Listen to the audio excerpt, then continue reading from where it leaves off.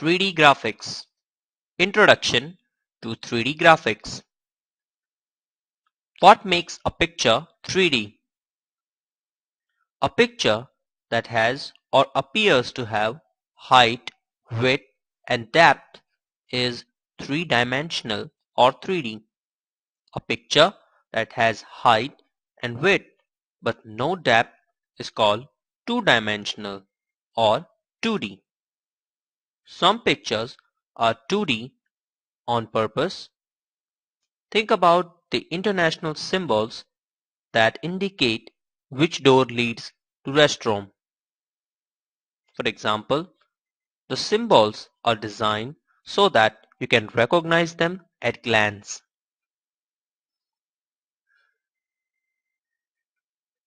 That's why they are used only the most basic shape. Additional information on the symbols might try to tell you what sort of clothes the little man or woman is wearing, the color of their hair, whatever they got to a gym or a regular basis, or so on. But all of that extra information would tend to make it take longer for you to get the basic information out of the symbol. Which restroom is which? That's one of the basic differences how 2D and 3D graphics are used. 2D graphics are good at communicating something simple very quickly. 3D graphics tell more complicated story but have to carry much more information to do it.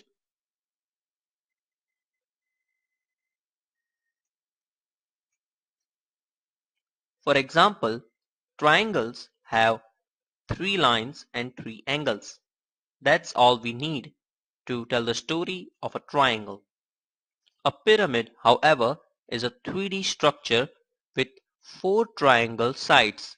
Note that it takes 5 lines and 6 angles to tell the story of a pyramid, nearly twice the information required of triangle.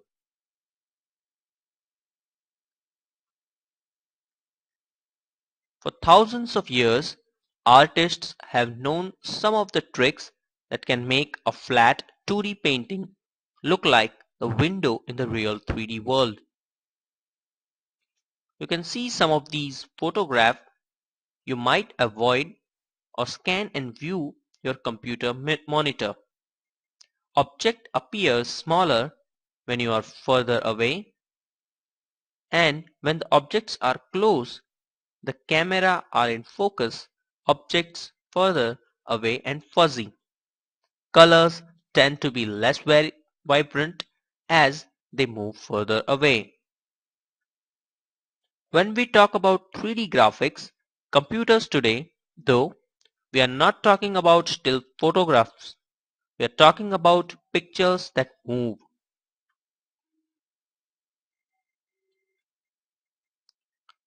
If a making of a two-dimensional picture into three-dimensional image requires adding a lot of information, then step from a 3D still picture to images that move realistically requires far more. Part of the problem is that we have gotten spoiled. We expect a high degree of realism in everything we see. In mid-1970s, a game like Pong could impress people with its on-screen graphics.